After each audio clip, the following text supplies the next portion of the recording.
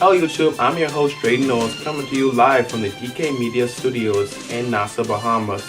And welcome to Formula Classic The Draw. Formula Classic The Draw is where I pick whichever circuit that we're going to be going to next on the Formula Classic World Championship. Right here, I have a bowl with all of the circuits that we have yet to visit. And I'm going to shake it up and by random selection going to pick one of the racetracks we're going to be at next. And round 2 is going to be in Canada. Canada is going to be round 2 of the Formula Classic World Championship.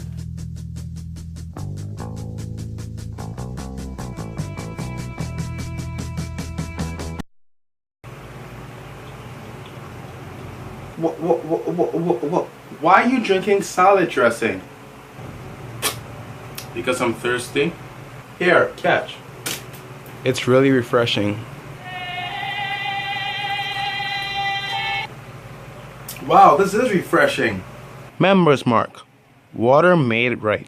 If you want to know what happened in the last round of Formula Classic, or if you want to know more about the series and the point standings, check the description below.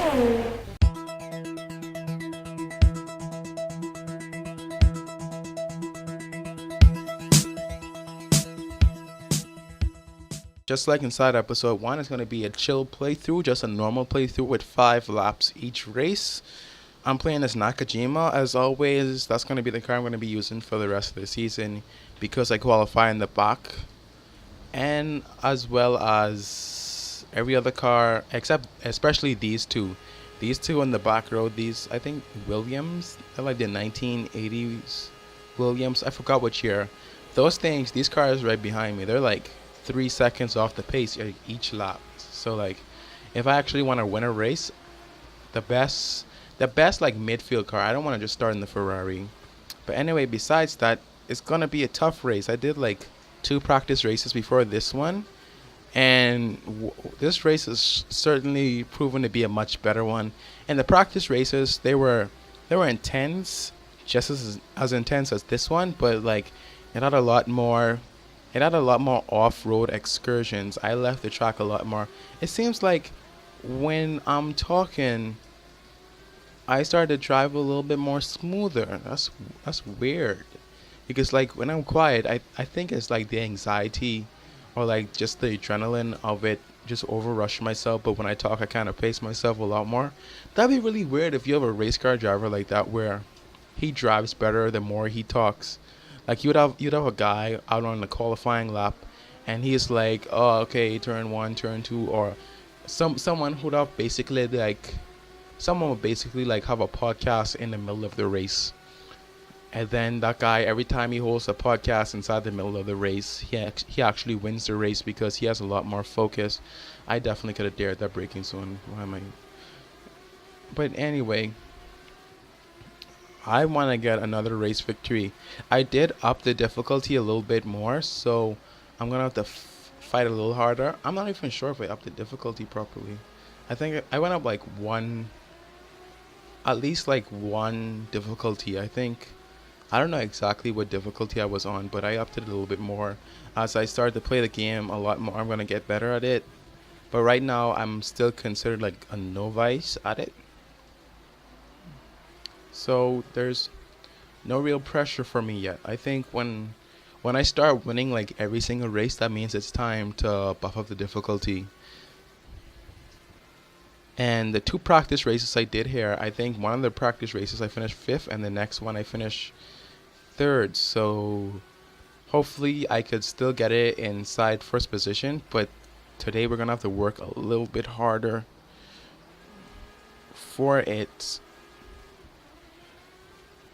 And I think we're making good pace here. I think through the middle of the run, you kind of see these guys inside the front of me. They kind of slow down a little bit, and hopefully this rain doesn't come down in the middle of the race. Like the sky looks pretty dark. I don't know. I've never seen the rain happen in the middle of the race in this game yet. I've seen it happen a lot of times in F1 2016, but I haven't played this game long enough to see the rain happen in the middle of the race, where it starts off dry and then... Actually, no, I lied. I saw it once when I was playing career mode. Well, I was proven wrong, but with about 3 laps to go, I think the rain wouldn't be much of a difference here. We're just going to be battling out with these guys here as soon as we reach up to them. We just got to be patient but fast. We have to be precise. We don't want to push it too hard. We want to maintain some sort of consistency so that we could close in on the rear bumper. And when we eventually do the, okay, that corner was terrible. We just oversteered the thing crazy. Now we're getting challenged in the back by Berger. But slide through here. Track's definitely looking a little dark. Probably from some rain from earlier. I don't know.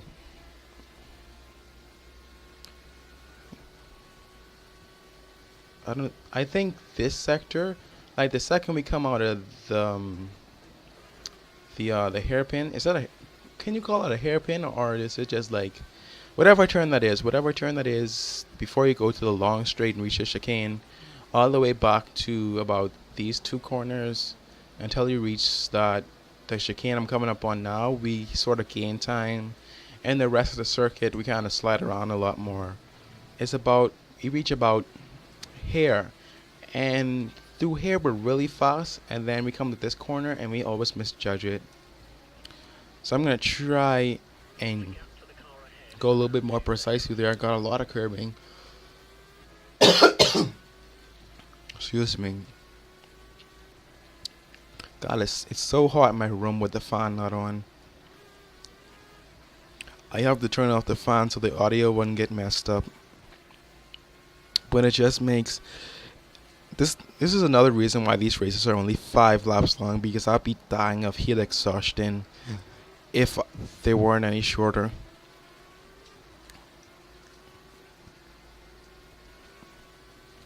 I think I'm gaining on them in a little bit. Honestly, the best finish I could see here is like a 2nd place. I don't know if we could be able, I don't know if we're able to get to whoever's inside 1st place. I think that's Schumacher.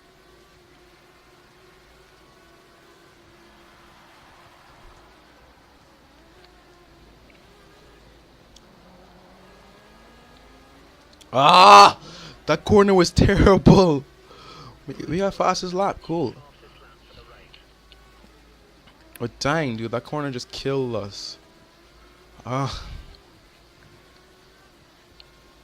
That audible moan just represents how much I'm upset with myself for just biting too much of that corner. I should just been consistent. You know, last lap was the fastest lap. We just kept it consistent there, but I think 3rd place is alright, I guess.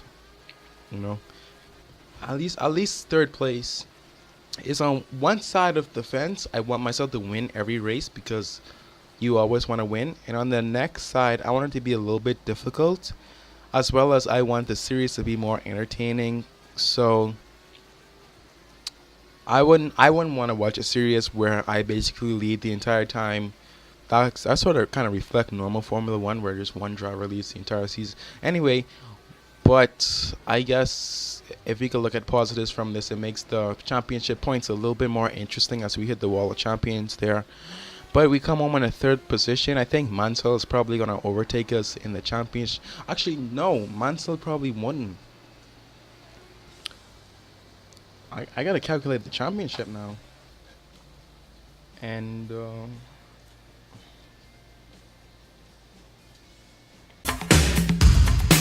with round 2 of the Formula Classic Championship complete, here's the standings. Michael Schumacher moves up the board and ties Nigel Mansell for 2nd place in the championship as they move closer to the championship leader DRAYTON Knowles. With all that excitement, there's no telling what could happen in the next round of the Formula Classic World Championship.